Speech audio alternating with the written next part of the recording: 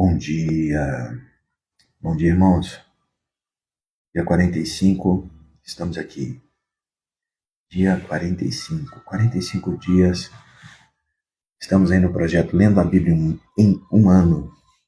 365 dias.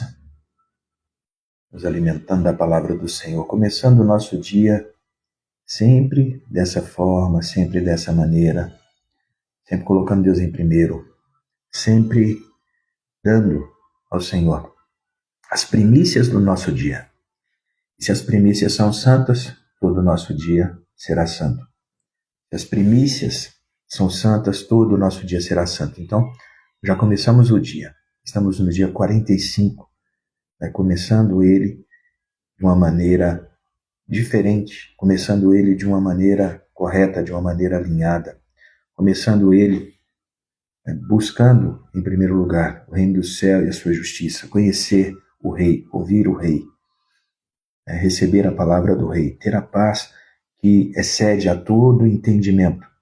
Paz que o mundo pode tentar entender, mas não consegue, porque é uma paz que sobrepõe a todo e qualquer entendimento.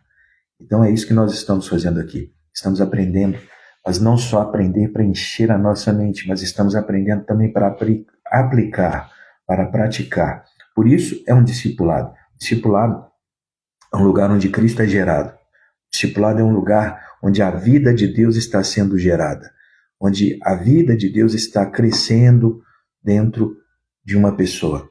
Então, quando você vem aqui, a cada manhã você está recebendo um pouco mais da vida de Cristo, um pouco mais da mente, dos pensamentos de Deus. Porque é impossível você conhecer a mente de Deus sem antes conhecer a Escritura.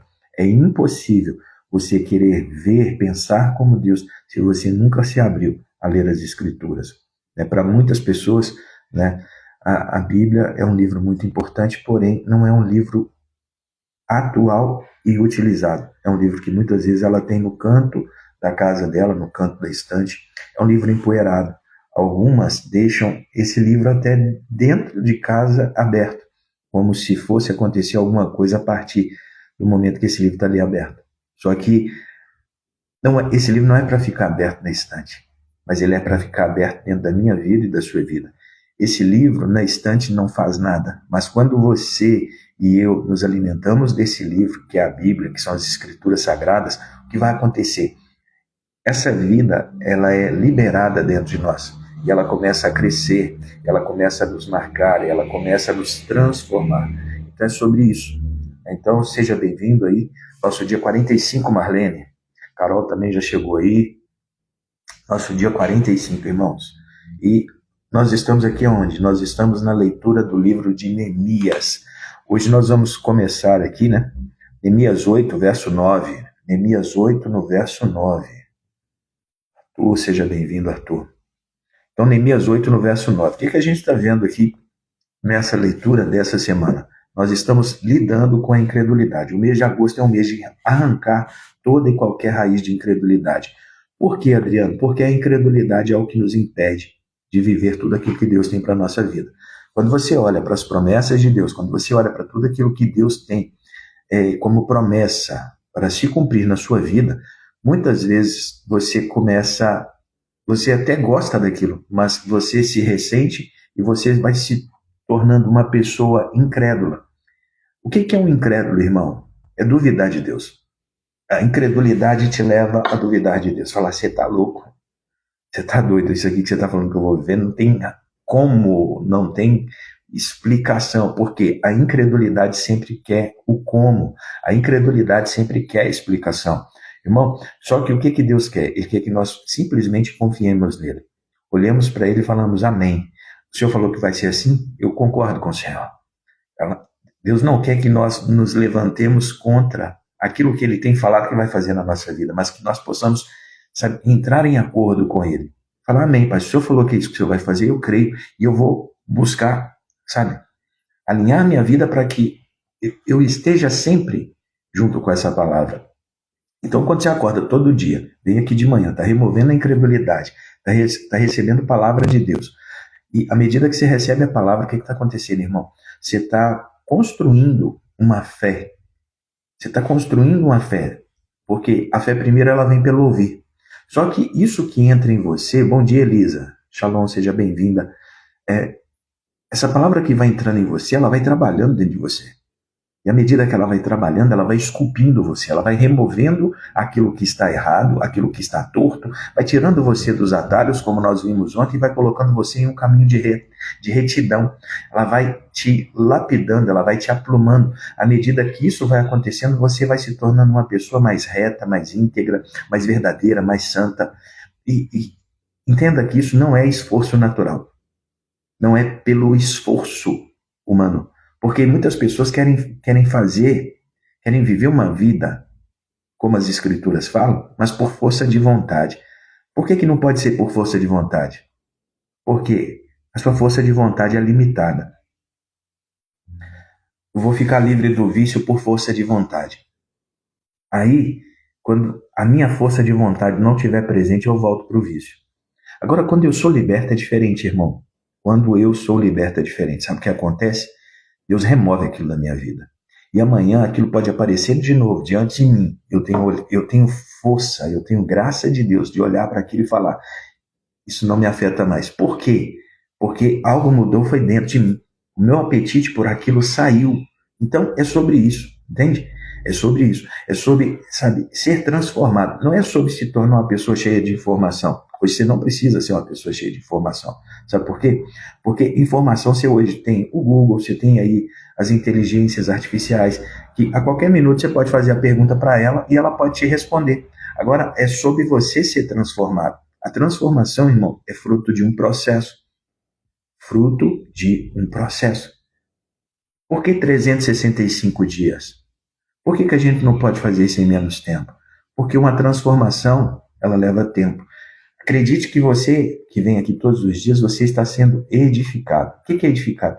Há uma construção invisível acontecendo na sua vida. E essa construção ela não é feita da noite para o dia. Essa construção ela é feita um pouco todo dia. Então, o que Deus está construindo na vida de cada um de nós, a questão é que cada um aqui está numa etapa da sua construção.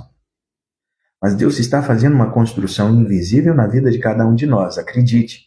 E essa construção, irmão, daqui a um tempo, ela vai começar a ganhar uma forma tão bela, né, que as pessoas que estão à sua volta vão começar a falar: o que está acontecendo na sua vida? Isso é natural. Então não precisa se esforçar, não se cobre, né? Esteja vigilante, faça o que você tem que fazer, mas não se cobre ao ponto de falar assim: cara, eu vou abandonar isso porque eu não estou vendo resultado. Igual pessoas que vão na academia, sabe, Marlene? A pessoa, ela viveu uma vida desregrada durante anos. Aí ela vai na academia, Elisa, no segundo dia ela não vê resultado, ela abandona. Não, irmão, sabe? É um processo. Então respeita o seu processo. Respeita o seu processo. Seja pacientes. Seja paciente. Então vamos lá. Neemias 8 no verso 9. Irmão, aproveita que vocês estão aí já, todo mundo assim bem animado. Vai nesse aviãozinho aí, ó. Manda esse aviãozinho para alguém. Abençoe alguém. Já começa o dia abençoando alguém. Você é um rio.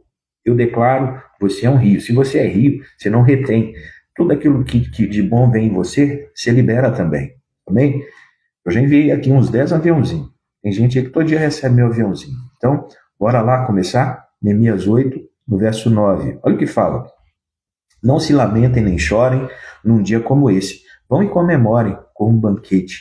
Não fiquem tristes, pois a alegria do Senhor é a sua força. Irmão, olha que declaração. Porque eles estavam lendo os textos sagrados, sabe? Eles pararam ali e começaram a ler os textos. E eles ficaram por volta de 3 horas lendo os textos sagrados da época, que eles tinham na época, né? Que eram o texto de Moisés. E enquanto eles liam aquilo, o povo começou a ser tocado de uma forma tão poderosa, porque eles estavam, bom dia, Well e Line, eles começaram não só a ouvir, mas eles começaram a entender aquilo que estava sendo comunicado. Porque, veja bem, tem pessoas que falam assim: eu até leio a Bíblia, eu até ouço, mas eu não entendo. Por quê? É como se houvesse escamas sobre os olhos dessa pessoa, é como se houvesse uns comichões nos ouvidos. Ela vê, mas não vê. Ela ouve, mas não entende. Então, o que estava acontecendo aqui? Neemias estava ali, Esdras estava ali, os levitas estavam ali, os sacerdotes estavam ali, eles estavam lendo os textos sagrados. E à medida que eles liberavam a palavra do Senhor, o que acontece? A palavra do Senhor começou a penetrar no coração das pessoas que estavam presentes. E elas começaram a ser tocadas pelo poder da palavra. E elas começaram a chorar. E o Neemias, né, Esdras e os outros começaram a ficar assim, o que está acontecendo? Por que eles estão chorando? Porque eles estavam sendo tocados pela palavra do Senhor. Aí eles vêm até o povo e falam assim, ei, peraí, hoje não é dia de tristeza. Não chora não, não chore. Vão e comemorem com um banquete. Aí você manda crente comer, irmão? Você mandou? Já viu? O que acontece? Quando você fala com crente, vai comer. Eles falaram assim, ó, vão e comemorem com um banquete. Não fiquem tristes, pois a alegria do Senhor é a sua força. A alegria do Senhor é a minha força. A alegria do Senhor é a sua força, irmão. Quando Deus está alegre, você fica forte. Quando o nosso Pai fica alegre, quando você está fazendo algo que você sabe que está agradando o coração do Pai, isso gera força na sua vida. Irmão, presta atenção. Max chegou aí, bom dia Max, bom dia Raimundo. Irmão, presta atenção. Quando você está fazendo algo que agrada o coração de Deus, Elisa, isso gera força na sua vida. Quando você está alinhado com o coração de Deus, isso gera força na sua vida. Quando você está andando no caminho da retidão, e por mais que ele esteja difícil, por mais que ele esteja, sabe, pesado, mas isso vai gerar uma força na sua vida. Eu já vivi momentos na minha vida onde eu estava em lugares assim, vivendo situações que eu falava, cara, que difícil isso aqui. Eu lembro um dia, em 2006, eu estava passando por um momento muito delicado na minha vida. Eu estava sentado numa sala, indo receber um aconselhamento pastoral, e minha vida estava desmoronando inteira, literalmente. Minha vida estava desmoronando, estava um caos. Tinha 3 anos que eu tinha voltado para os caminhos do Senhor. E minha vida estava se desfazendo, e eu tentava segurar, era como se a minha vida fosse um castelo de areia, e quanto mais eu tentava segurar a minha vida, mais ela escorria entre os meus dedos. Eu estava ficando, assim, desesperado. Aí eu conversei com uma amiga e falou assim, Adriano, vai lá na casa pastoral da igreja, conversa lá, eles vão te ajudar. E eu fui. Rapaz, quando eu estava sentado lá no sofá, sabe, com o coração todo arrebentado, eu estava entrando num quadro de depressão na época. Aí o que acontece? Eu estava ali sentado naquela antessala esperando ser chamado. E por um momento, sabe, eu parei, orei e falei, Deus, o que está acontecendo agora? Falei, Pai, como que está tudo aqui agora? Como que está o Senhor agora vivendo isso aqui? E por um momento eu tive uma visão, sabe, irmão? Eu tive uma visão, e Deus falou muito forte comigo. Eu estava na antessala esperando receber um aconselhamento pastoral. Deus falou comigo o seguinte, falou, Adriano, o meu trono continua no mesmo lugar. Eu continuo sendo um Deus inabalável. O que está acontecendo na sua vida é que aquilo que não tem fundamento vai ser desfeito para que algo maior e melhor seja feito da forma correta. Mas eu falei, mas como que o senhor está vendo tudo isso, pai, acontecer na minha vida? Ele falou, eu estou feliz. Ele falou, eu estou feliz por você, eu estou alegre, porque eu estou te levando para o lugar onde eu quero. Por mais que os meios que estavam, né, sendo instrumento para me levar naquele lugar, me causasse muita dor, sabe, por perdas, né? O que estava acontecendo é que o coração do Pai estava alegre. E quando eu vi, né, quando eu tive a revelação que Deus estava alegre comigo, por aquilo que eu estava vivendo, eu estava sofrendo, mas Deus estava alegre, não com o meu sofrimento, mas porque aquilo que estava me fazendo sofrer estava me colocando no caminho certo, sabe? Aquilo me trouxe uma força que eu nunca tinha experimentado ainda. Por quê? Aí foi quando eu comecei realmente a entender esse verso, sabe, irmão? A alegria do Senhor. Quando Deus está alegre conosco, essa alegria que é gerada no coração de Deus, ela se transfere para a nossa vida como força. Quando nós deixamos o Pai alegre com o nosso viver, essa alegria reverbera na nossa vida como força. A incredulidade, ao ser confrontada com a verdade da lei, ela mergulha na culpa e na tristeza paralisante. O povo chorava sentindo o peso do seu pecado, porque quando a palavra está sendo pregada, está sendo ministrada, está sendo ensinada, é como se eu removesse escamas dos teus olhos e você começasse a olhar para dentro de si e falar assim: rapaz, a minha vida está toda errada. Isso está errado, isso está errado, isso está errado. Veja bem, estar sendo exposto à pregação da palavra, ao ensino, isso não é para massagear o meu ego ou o seu ego. A Bíblia não é um livro de autoajuda, irmão. A Bíblia é um livro que mata o ego do homem. Então, quem quer receber autoajuda e vai na Bíblia, vai na contramão. Porque as Escrituras, elas não foram nos dadas para nos inflar, mas para nos encher. Quem é inflado é o ego. O ego enche igual balão. Agora, as Escrituras, quando a palavra de Deus começa a nos encher, ela vai preenchendo em nós, sabe, uma substância capaz de gerar fé. A revelação de Deus, ela entra dentro de nós. Então, quem quer receber uma autoajuda, não vai na Bíblia. Quem quer tratar o ego, o eu, não vai na Bíblia, não. Por que você encontra hoje tantas pessoas que têm dificuldade com a Bíblia? Em ler a Bíblia, entender a Bíblia. Aí eu tenho insônia, pega a Bíblia para ler, o demônio que atormentava ela durante a noite vai embora. Porque fala assim, deixa ele dormir. Porque se ele ler a Bíblia, acabou, irmão, perdemos. Então, abandona ele. Tem gente que toma remédio para dormir e ainda fica acordado, fala, mestre, eu não consigo dormir. Eu sempre dou a mesma recomendação, leia a Bíblia. Quando você começar a ler a Bíblia, você vai ver como é que você vai ser liberto. Eu encontro com a pessoa 7 dias depois, 15 dias depois, 30 dias depois, falo, já acabou? Ela, de quê? De ler a Bíblia. Falou, não, você não falou que estava com insônia? Não, mas de repente eu voltei a dormir. Eu falei, eu sei por que você começou a dormir. Eu sei por que você voltou a dormir. Irmão, tem alguém entendendo aí? Vocês estão comigo? Neemias e os líderes trazem a revelação contraintuitiva. A resposta à convocação não é o luto, mas a alegria.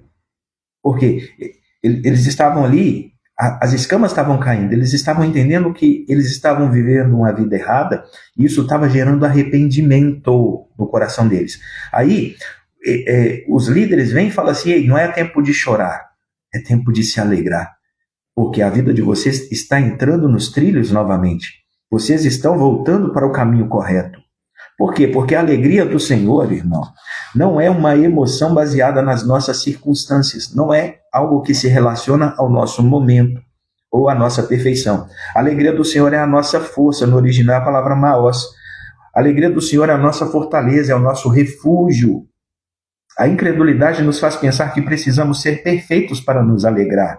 Só que a fé entende que a alegria de Deus é o combustível que nos fortalece para viver em santidade. Quando um filho sabe que ele está fazendo algo que agrada o coração do pai, irmão, ele vê alegria no rosto do pai. Ele vê alegria na vida do pai. E essa alegria faz com que essa criança fique mais forte. Presta atenção, que nem o El está aí. O El tem um filho que joga futebol. Quando o El vai ali ver o filho dele, o Caio, jogar futebol, o que vai acontecer, irmão? O Caio pode estar mal dentro do campo. O Caio pode estar andando cabisbaixo, falar, deu passe errado, hoje tudo que eu estou fazendo está indo mal. Só que, de repente, ele vai escutar um grito lá da arquibancada. Aí ele olha para a arquibancada e ele vê o pai. E o pai, vai, filho! Ele vê o pai todo entusiasmado. O que acontece? Naquele momento, irmão, uma chave vira dentro do Caio. Ele fala assim, rapaz, meu pai está feliz comigo. Eu estou aqui todo cabisbaixo. Ele volta para o jogo, entende? Ele volta para o jogo. Irmão, é dia de você voltar para o jogo. É dia de você voltar para o jogo.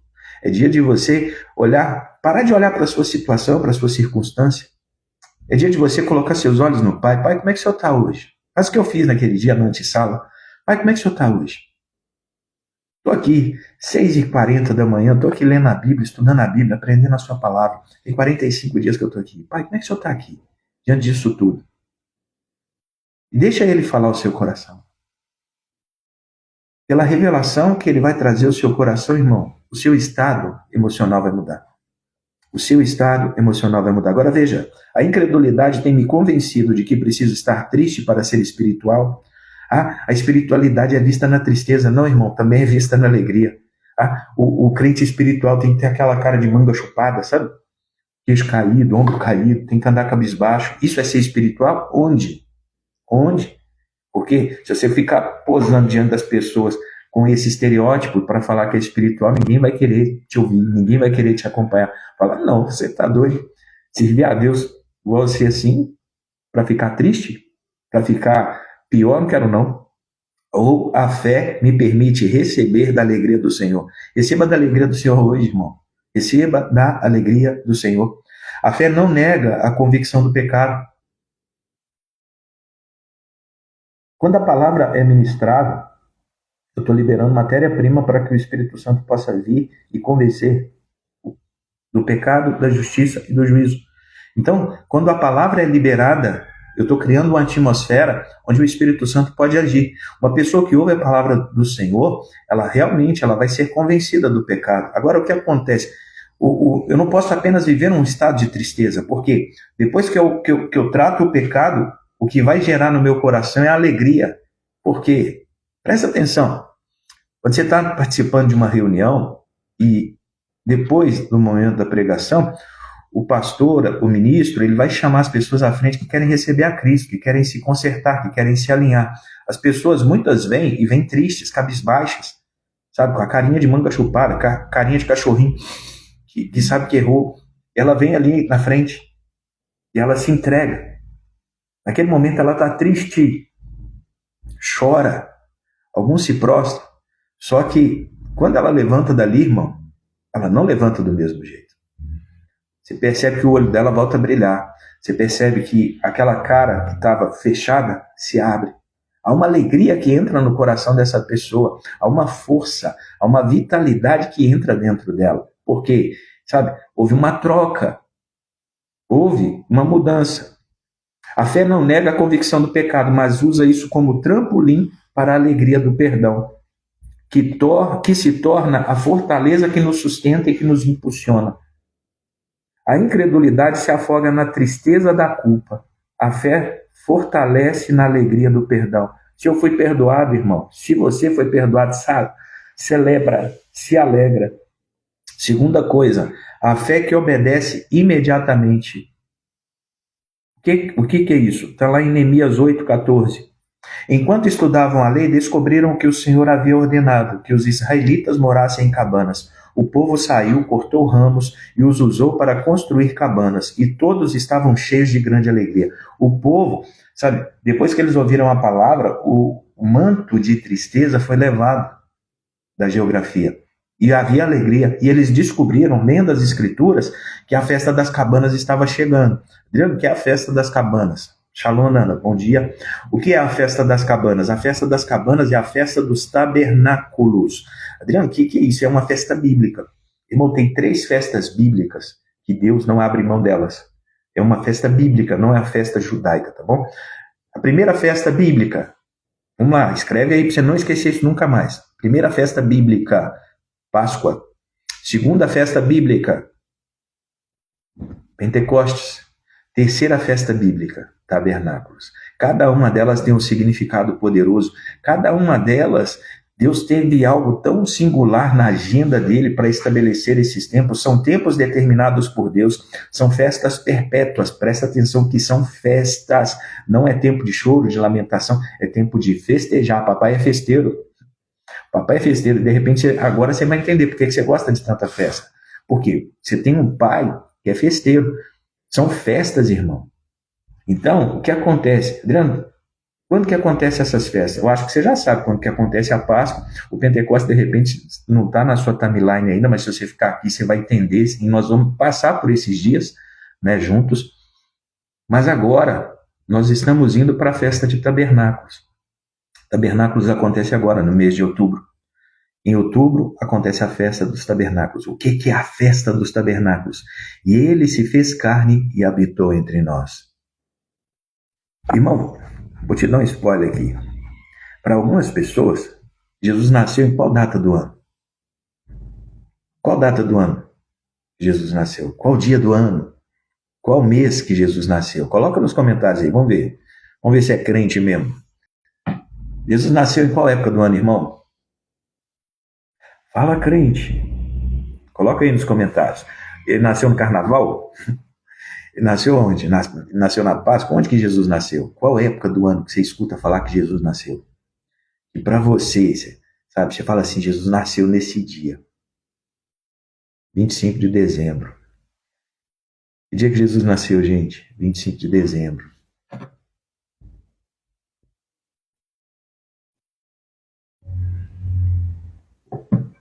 Natal.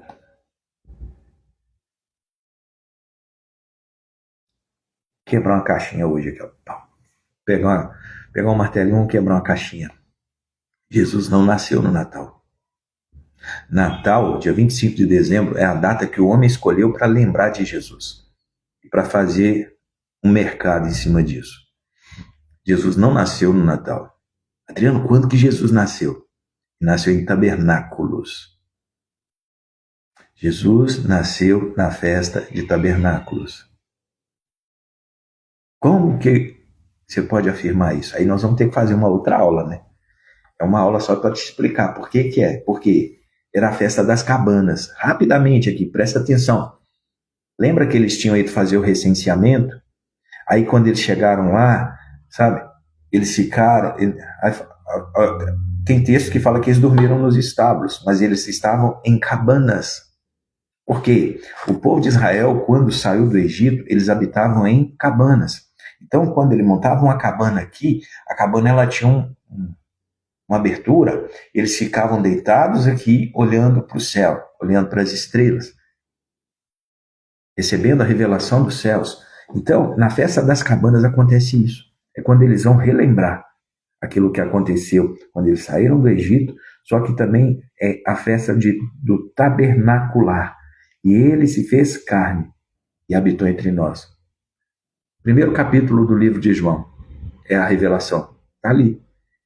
Só que Jesus nasceu nessa festa, não dia 25 de dezembro. Então, esse tempo de tabernáculos ele é importante porque nós estamos celebrando, sabe, o verbo que se fez carne. A palavra que um dia foi escrita, que era um verbo, mas um dia ela falou assim, eu vou ser como eles. Eu vou ir lá.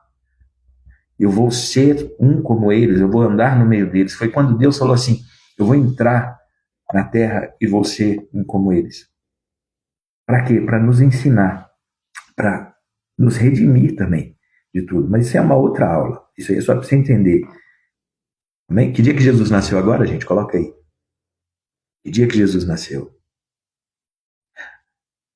Aí o que acontece? Neemias 8 fala assim, ó, enquanto eles estudavam, eles foram levados a comemorar a festa das cabanas. O que fala disso? A incredulidade, né, ao descobrir um mandamento esquecido, ela sempre vai procrastinar. Ah, não, depois eu faço isso. Outro dia eu faço isso. Ela debate e planeja para o ano que vem. Nunca é aqui e agora. A incredulidade ela é sempre procrastinadora. Ela sempre adia. Ela sempre joga para frente. A fé, no entanto, é marcada pela obediência imediata. Uma pessoa que tem fé, assim que ela recebe uma revelação, assim que ela entende que aquilo que ela estava fazendo é errado, ela vai lá e alinha na hora para fazer da forma certa. No dia seguinte à leitura da lei, eles descobriram a ordem sobre a festa das cabanas, porque eles estavam justamente, sabe, Marlene, nos dias, eles acabaram de descobrir, e quando eles olharam no calendário, falou, rapaz, a gente está sabendo dessa verdade, mas essa verdade ela está acontecendo agora. Irmão, presta atenção. Os tempos bíblicos, as 3 festas bíblicas, são como portais espirituais que se abrem na terra. A Páscoa é um portal. O Pentecostes é um portal. Tabernáculos é outro portal. Por quê? O tempo de Deus é cíclico. É como um redemoinho. A escada de Deus ela é espiral, não é igual a nossa, cheia de degraus. A escada de Deus é um espiral. É como um redemoinho. E o redemoinho que nos puxa para cima. Então, é quando você está vivendo aqui, mas você entrou no tempo de Deus, você entrou nesse portal, você vai para o ciclo de cima. Você é puxado. O que Deus tem para a nossa vida é de glória em glória.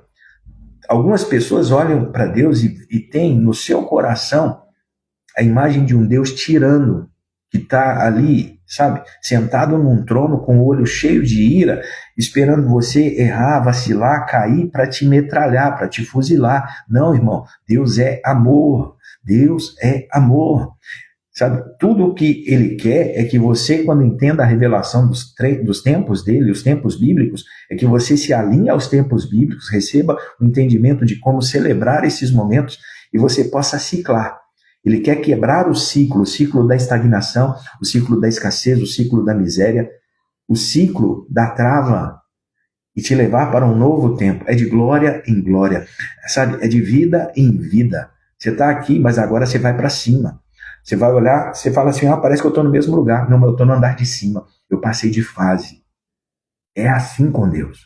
Então, quando eu entendo isso, a minha vida vai crescer. Mas vai crescer em Deus, da maneira dele, não da maneira do mundo.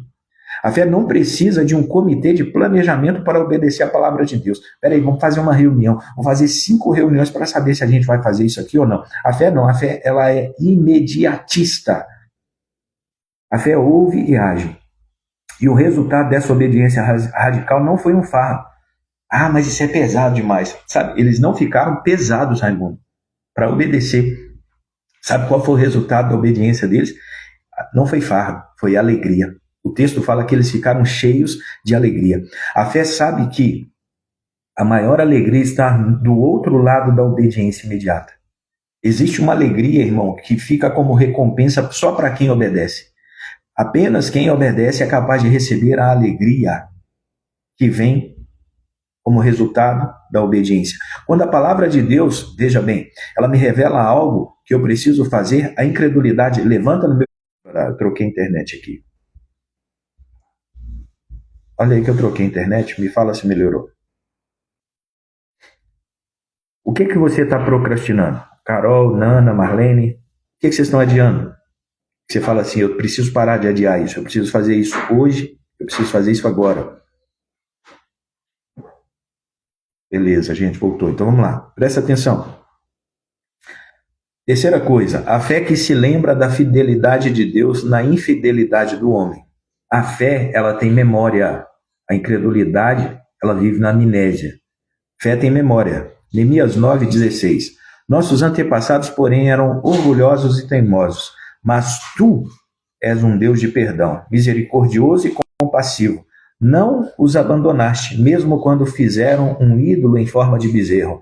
Em tua grande misericórdia, não os abandonaste para morrer no deserto. O que nós vamos ver aqui, irmão? A incredulidade, ela tem uma memória seletiva. Ela escolhe o que ela quer lembrar. Ela só quer lembrar do que ela quer lembrar. Então, ela tem uma amnésia. É meio Alzheimer, sabe? Todo incrédulo tem um Alzheimer espiritual. Ela se lembra vividamente dos pecados do povo, mas se esquece da misericórdia de Deus. Deus é misericordioso. A oração dos levitas em Neemias 9 é um modelo de fé. Eles não negam a rebeldia dos seus antepassados. Eles se lembram que os antepassados eram rebeldes, mas eles a colocam em um contraste direto com o quê? Com a fidelidade de Deus, com a misericórdia de Deus. Deus é fiel, Deus é misericordioso. A fé não se baseia na nossa capacidade de sermos fiéis, mas na incapacidade de Deus de ser infiel. Deus não consegue ser infiel, irmão. A nossa fé é nele, não em nós mesmos. Porque por mais que nós não consigamos permanecer fiel, ele permanece. Porque ele não pode negar a si mesmo. Fidelidade é um traço na personalidade de Deus. Deus é fiel. A fé se ancora na segurança, não no seu próprio histórico. Na segurança onde? Na segurança de Deus. Mas a fé, veja bem, ela se ancora no caráter de um Deus que se recusa a abandonar seu povo. Olha tanto que o povo de Deus já sofreu, irmão. Quando você vai ver a história de Israel, só um Deus apaixonado, só um Deus que é fiel para poder guardar e caminhar com esse povo durante todo o tempo. Veja bem, a fé, ela não ignora o pecado humano, mas o torna pequeno ao exaltar a grandeza e a misericórdia de Deus. O meu pecado não é maior do que Deus. O seu pecado nunca vai ser maior do que Deus. Deus, ele tem uma graça, uma misericórdia muito maior do que todo o pecado. E ele conseguiu perdoar toda a humanidade. Ele deu o seu único filho. Ele tinha um único filho, ele deu o seu único filho. Ele deu o seu primogênito. Ele entregou um filho e recebeu quantos filhos depois disso? Jesus é a primícia, o primeiro fruto, o primeiro filho. Então, uma vez que Jesus foi dado como primícia, a primícia é o primeiro fruto. Jesus era o primeiro. Olha quantos filhos vieram depois. A incredulidade, veja bem, ela se define pelo seu pecado. A fé se define pelo perdão de Deus. Irmão, não existe pecado na minha vida e na sua vida que seja maior do que o perdão de Deus, maior que a misericórdia de Deus. A questão é que muitas vezes, debaixo de um espírito de acusação, as pessoas ficam tão convictas do seu pecado e acham que aquilo é o fim do mundo. Quando uma pessoa ela vai ao ápice de tirar a própria vida, irmão, é porque ela olhou tanto para aquilo que ela cometeu como erro e ela não consegue ver uma solução ali, ela não consegue ver uma escapatória. E é ali, né, que os demônios vêm, né, e começam a sugestionar para ela: tire a sua vida, não tem mais chance para você, não tem mais saída. E é quando essa pessoa acaba cometendo suicídio. Por quê? Porque ela foi tomada não por um espírito de arrependimento, não foi, mas ela de culpa. Ela se sentiu tão culpada ao ponto de tirar a própria vida. Ela não conseguia nem por um minuto olhar para a graça de Deus, entender que a graça de Deus, a misericórdia de Deus, Carol, é maior do que tudo aquilo que ela possa ter feito. Irmão, nós já estudamos aqui a vida de Manassés, o rei Manassés, filho de Ezequias. Irmão, se teve um cara que pisou nos tomates, foi aquele cara. Tem um vídeo aí no Instagram que eu fiz, falando um pouco dele, depois você vai lá e procura. Ele fez tudo que podia ser feito de coisa errada, de coisa ruim, para gerar ira no coração de Deus. Ele avacalhou com força. Ele errou, mas errou com os dois pés. E ele errou porque ele falou: eu quero errar. Ele queria provocar ira em Deus. Ele foi preso.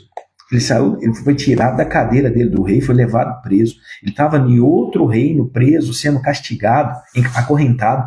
Aí, de repente, sabe o que acontece, Carol? Ele tem um lapso, ele tem um minuto de consciência. E naquele pequeno minuto de consciência que ele tem, o coração dele olha para Deus. E ele ousou a orar. Ele começou na prisão sozinho. Ele começou a se arrepender e a se humilhar diante de Deus. Irmão, o cara estava na prisão depois de fazer tudo que podia, tudo que você pensar que uma pessoa podia fazer para levantar-se contra Deus, ele fez. Tudo. Deus vem, vê o arrependimento dele, Deus restaura ele. Só que o que é lindo na história dele, sabe o que é? É porque ele não foi só restaurado ao trono, foi tipo, ele arrependeu e saiu da prisão. Quando ele sai de lá, ele olhou para tudo aquilo que ele tinha feito, ele perverteu o cenário espiritual de Israel inteiro. Ele saiu de lá como um reformador. Tudo que ele tinha feito de errado, ele buscou consertar. Tudo que ele tinha construído, edificado, tudo que ele tinha feito de maneira errada, ele foi ali e buscou consertar aquilo. Porque se antes ele foi um exemplo do mal, quando ele se converteu, quando ele voltou para Deus, ele se tornou um exemplo de uma pessoa que arrepende de verdade. Então, não existe pecado que seja maior do que a graça de Deus, irmão. E tem pessoas que precisam entender isso hoje. Tem pessoas que estão com o coração pesado. De repente, não é você que está aqui, mas são pessoas que você conhece, que vivem aí pesadas no fardo da culpa. Envia essa live para essa pessoa na hora que ela acabar.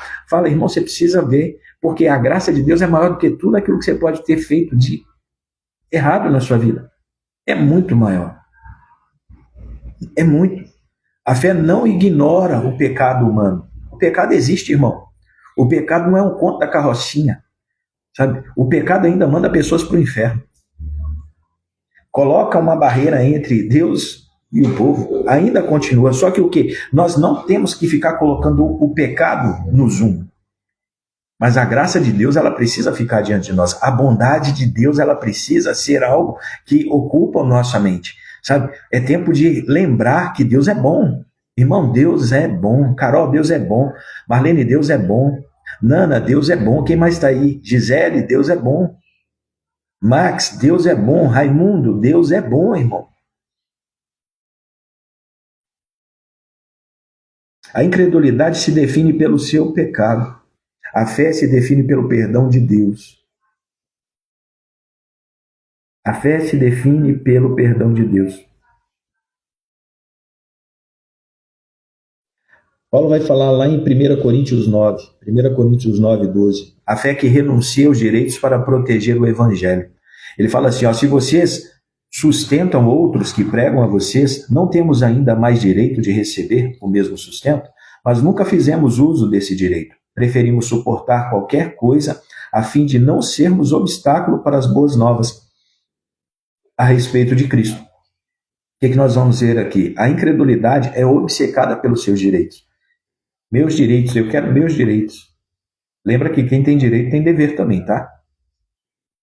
Ela obriga, exige e ofende quando seus direitos não são atendidos. Por que eu não estou recebendo o tratamento que eu pedi? Por que eu não estou recebendo o tratamento que eu quero? Por que eu não estou recebendo o tratamento que eu mereço? Porque Paulo estava numa viagem missionária.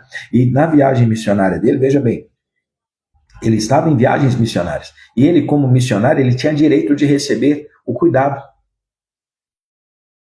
Só que o que? Ele abriu mão de receber os cuidados. Porque ele não queria ser pesado ao povo. Ele não queria que o povo falasse assim, a gente que paga a sua conta, por isso que você vem aqui. Ele queria fugir disso. Mas ele, veja bem, ele fez uma escolha radical. Ele renunciou ao seu direito para que nada, absolutamente nada, pudesse ser usado como obstáculo. Obstáculo no original é a palavra equigope, que é o que? Uma barreira na estrada. Ah, irmão, eu queria tanto que você viesse aqui, compartilhasse daquilo que você carrega da parte de Deus para nós. Só que muitas vezes o que acontece? Há um obstáculo que é construído. O obstáculo muitas vezes é a maneira, né? Tem pessoas, irmãos, né? Elas colocam tantas exigências para poder ser recebidos que isso é um obstáculo, isso é um peso, isso é uma trava. Aí a pessoa até realmente ela tem algo de Deus demais para poder entregar. Só que as exigências que ela desenvolveu para a vida dela se tornam um fardo, se tornam um peso. A maneira, porque eu tenho um custo de vida hoje muito alto. Ah, mas é porque eu tenho isso, eu tenho aquilo, eu tenho isso, eu tenho aquilo. Quando é uma questão onde tem toda uma ornamentação que vai ser construída, é compreensível. Ah, tem que montar, tem que preparar o cenário, vai trazer a banda tem o som, a banda tem viagem, tem hotel, então tudo isso é compreensível. Agora tem coisas que são demasiadas, que são exigências meio que como artistas, entende? E é isso aqui que Paulo está combatendo, é isso que ele está, sabe, se levantando. A fé madura, veja bem, ela não pergunta se eu tenho direito a isso, mas sim, exercer meu direito vai me ajudar. Se eu requerer meu direito, a pessoa que tem fé, ela faz isso. Se eu quiser o meu direito aqui, eu vou ajudar ou vou atrapalhar o evangelho? Se eu começar a tirar os obstáculos que hoje eu coloco para que o evangelho seja anunciado, será que eu consigo levar esse evangelho mais longe? A boa nova, a boa notícia que Deus me deu para entregar, eu consigo levar ela mais longe? Ou eu vou limitar o acesso? A incredulidade, ela tem te levado a lutar pelos seus direitos pessoais? Você é uma pessoa que bate no peito e fica cobrando os seus direitos, o seu reconhecimento, aquilo que você quer, mesmo que isso crie barreiras para o evangelho, você é uma pessoa, veja bem, Cristo removeu a maior barreira que tinha, irmão, entre a humanidade e o Pai. Agora, será que nós, como homens que recebemos esse evangelho, vamos ficar construindo barreira aqui para poder impedir que o evangelho chegue? É isso que Paulo está falando. Só que foi uma escolha pessoal, porque outras pessoas construíam barreiras. Outras pessoas faziam barricadas para impedir que o evangelho pudesse ir mais longe. A incredulidade, veja bem, ela luta por seus direitos. A fé, ela luta pelo evangelho. A fé a bandeira da fé não é PT, não é PSOL, não é partido, é o evangelho. Como que eu faço para o evangelho chegar mais longe? Em 1 Coríntios 9,16, olha o que Paulo fala. Ele fala da fé que serve por obrigação divina, não por iniciativa humana. E, no entanto, não posso me orgulhar de anunciar as boas novas, pois sou impelido por Deus a fazer. Era Deus que impulsionava Paulo para pregar o evangelho. Ai de mim, se não anunciar as boas novas. Se eu fizesse por minha própria iniciativa, eu mereceria pagamento. Mas não tenho escolha, pois Deus me confiou essa responsabilidade. Ele sabia do peso que ele tinha, que veio diretamente do próprio Deus para anunciar o evangelho. A incredulidade, veja bem, ela busca motivação para servir. Aonde eu não estou motivado, não quero servir. A incredulidade é assim. Ela precisa de inspiração, de reconhecimento, de pagamento. Não estou ganhando nada com isso, então eu não vou servir. Isso é o incrédulo que faz. A fé, como a de Paulo, ela entende que o chamado não é uma opção de carreira, é uma obrigação divina. A fé, como a de Paulo, ela entende o peso que há sobre ele e aquilo que será cobrado dele no último dia. A palavra grega para impelido é anakike, que significa uma necessidade, uma compulsão, uma responsabilidade inescapável. Paulo não pregava porque gostava ou porque ele era bom nisso. Ele pregava porque, ai de mim, pesava sobre ele. Irmão, se eu não fizer isso, eu estou lascado. Por quê? Pensa aqui. A única coisa de Paulo era pregar. Então ele podia se enveredar com tantas outras coisas, ia ser distração. A única coisa de Paulo era a pregação do evangelho. Ele tinha uma única coisa que Deus tinha pedido para ele. Ele tinha um único fardo na vida, a pregação do evangelho. Então, ele fala assim, eu preciso me desembaraçar de tudo aquilo que tenta me segurar e focar na minha única coisa, a pregação do evangelho. E quando ele olha para aquilo, ele percebe que havia obstáculos que eram colocados pelos pregadores, que eram os requisitos que eles faziam, as tratativas que eles exigiam para que o evangelho pudesse ser pregado. Vamos fazer a conferência tal, vamos trazer fulano, Beltrano. Aí na hora que coloca ali, fala, para não gastar $500 mil para fazer essa conferência. Por quê? É tanta exigência que tem, é hotel disso, é passagem de segunda, é passagem de primeira classe, quer andar de helicóptero, quer isso, quer aquilo, parece que está indo para Disneylândia.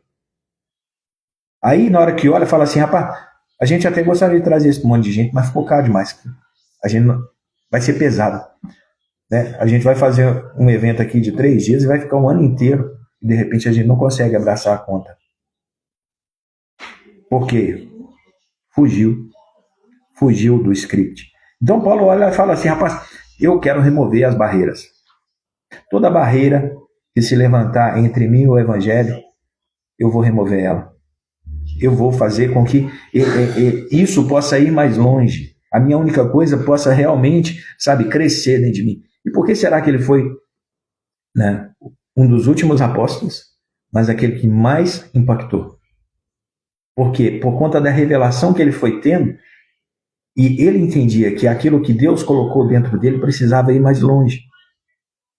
Agora veja bem, o meu serviço a Deus depende dos meus sentimentos, da minha iniciativa? Eu consulto a minha incredulidade ou a minha fé?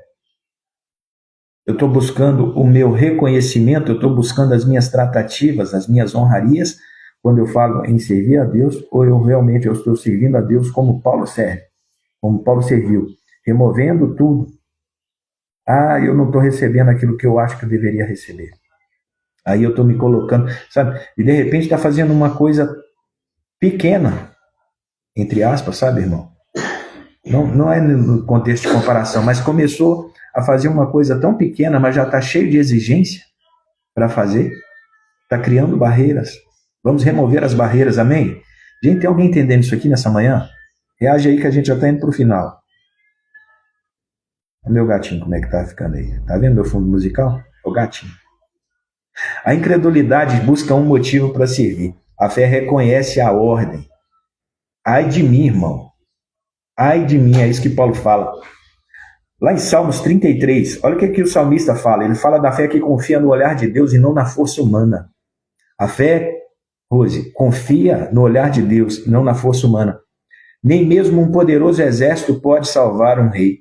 A grande força não é suficiente para livrar um guerreiro. Não confie em seu cavalo de guerra para obter vitória. O Senhor, porém, está atento aos que o temem e aos que esperam em seu amor. Tem alguém esperando no Senhor aí? Tem alguém esperando no Senhor? Tem alguém esperando na bondade do Senhor? Eu estou esperando na bondade do Senhor. Tem mais alguém esperando no amor do Senhor? Porque a palavra está falando aqui o que, irmão? Que o Senhor está atento.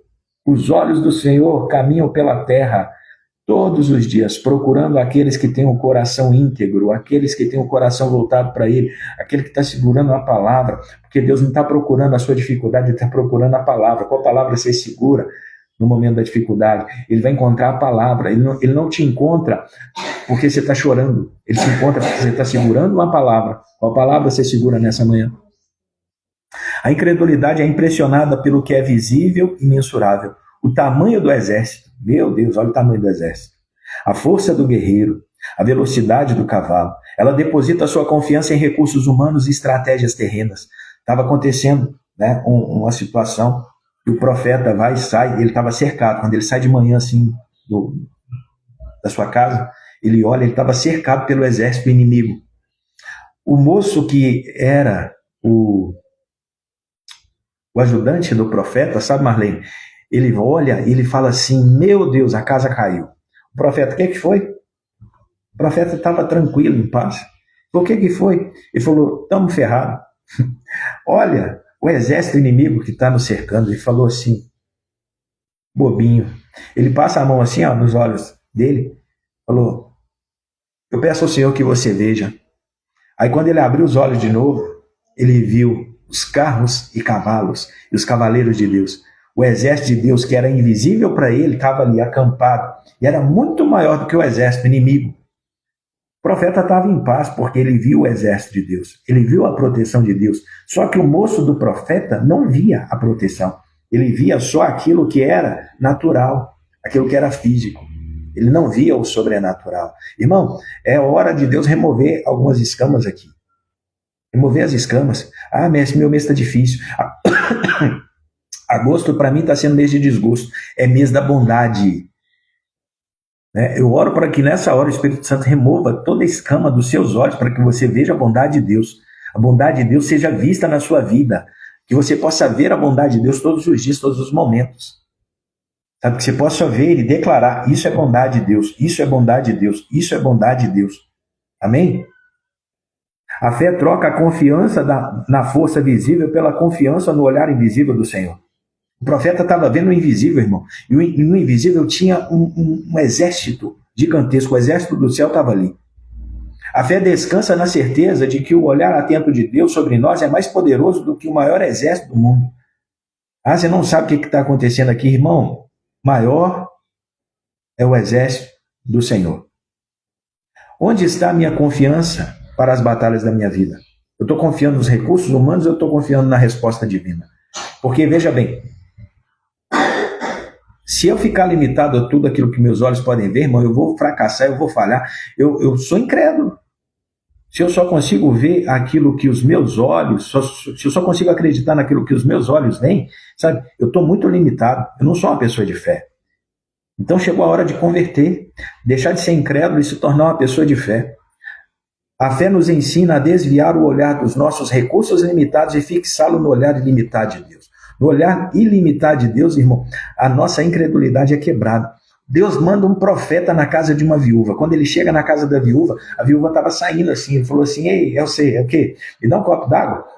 A água era escassa. A viúva foi buscar o copo d'água para ele. Enquanto a viúva vira de costas e falou assim, aqui, aproveita e traz um bolo para mim. Ele falou assim, ela vira e fala assim, eu só tenho um pouquinho de farinha e um pouquinho de azeite. Eu vou fazer um bolinho para mim e para o meu filho, a gente vai comer e vai morrer.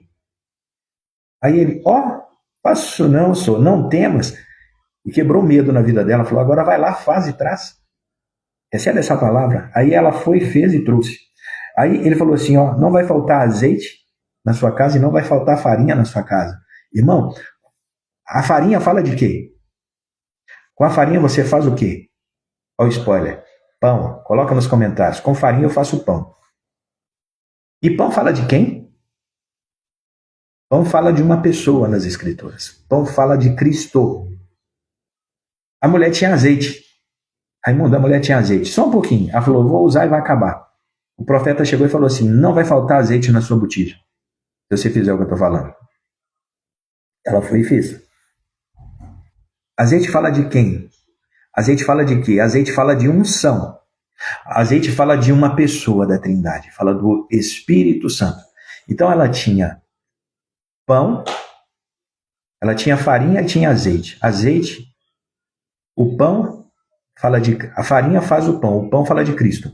O azeite fala da unção, e a unção é do Espírito Santo. Olha o que ela tinha dentro da casa dela. Ah, mas era só um pouquinho. Aí de repente você está igual a viúva. Só tem um pouquinho. Só que você não sabe o que você tem. Ela não sabia o que ela tinha dentro da casa dela. Ela tinha Cristo, estava só um pouquinho que ela falou. E ela tinha a presença do Espírito Santo. Era só um pouquinho também. Só que o que acontece? Quando o profeta chegou, isso cresceu, Marlene. Ela estava olhando por o recurso natural com os naturais. O profeta chegou e falou, eu vejo que você tem. Um profeta, ele não vem para revelar pecados. Ele vem para revelar o ouro que você não sabe. Uma palavra profética, irmão, não é uma palavra de condenação, é uma palavra de edificação. O que acontece? Quando o profeta entrou na casa daquela mulher, ele veio para aumentar algo que ela tinha e que ela não sabia.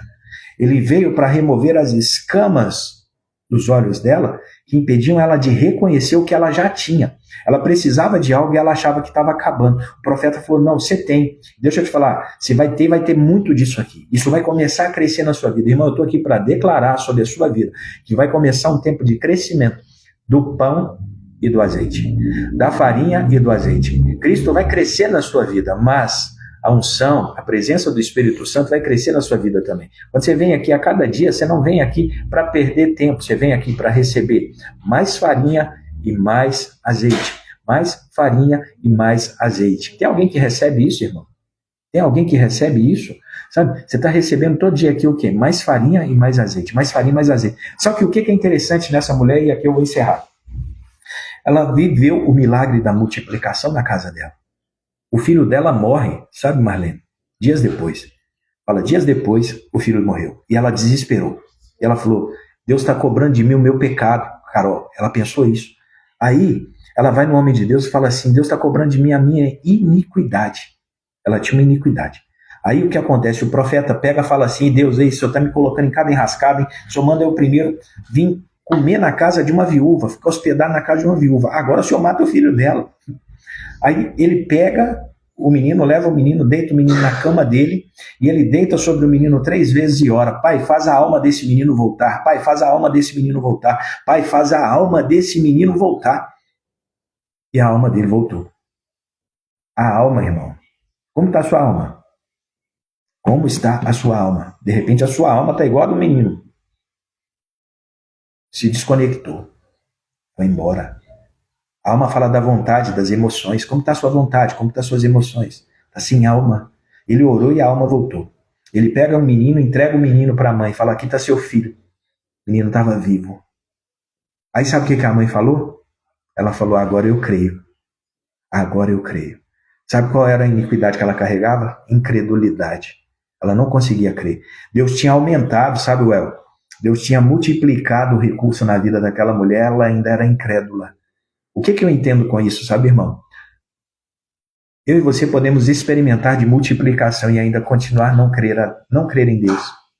Eu e você podemos experimentar, já experimentamos na multiplicação, vamos continuar vendo Deus pegar aquilo que é pouco na nossa vida e transformar em muito. Mas isso, na vida de muitas pessoas, ainda vai guardar a incredulidade. Agora presta atenção. O que é que quebra a incredulidade de uma vez por todas? O poder da ressurreição. O menino morreu. Quando o menino ressuscitou, irmão, não tinha como ela não crer mais. A incredulidade foi destruída. E de repente é tudo que você precisa que Deus faça hoje.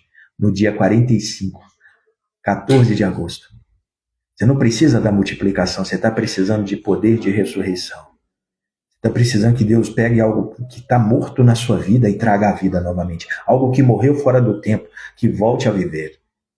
Né? E eu oro Eu encerro aqui essa manhã orando, Pai, em nome de Jesus. Eu não sei o que morreu, eu não sei o que parou, eu não sei onde a incredulidade entrou e travou. Mas eu oro que o poder de ressurreição, mesmo o poder que levantou Jesus Cristo dentre os mortos, visite cada vida nessa manhã. Toque cada vida, cada coração. E eu falo tudo aquilo que morreu antes do tempo, que volte a viver. Eu falo que tudo aquilo que foi roubado, que foi tirado, eu declaro vida nessa manhã, eu libero vida nessa manhã.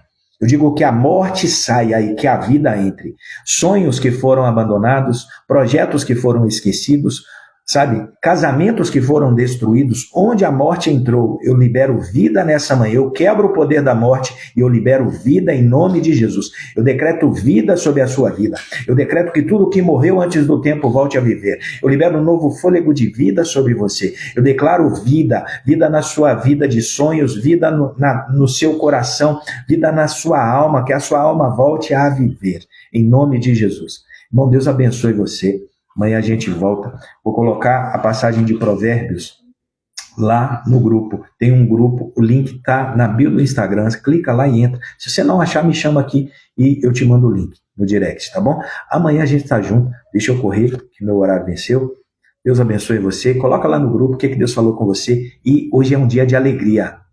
A alegria do Senhor é a nossa força. A alegria, Marlene, a alegria do Senhor é a nossa força. Irmão, a gravação está aí. Vê de novo, compartilha, abençoa vidas. E entra lá no grupo que a gente continua falando do livro de Provérbios. Shalom.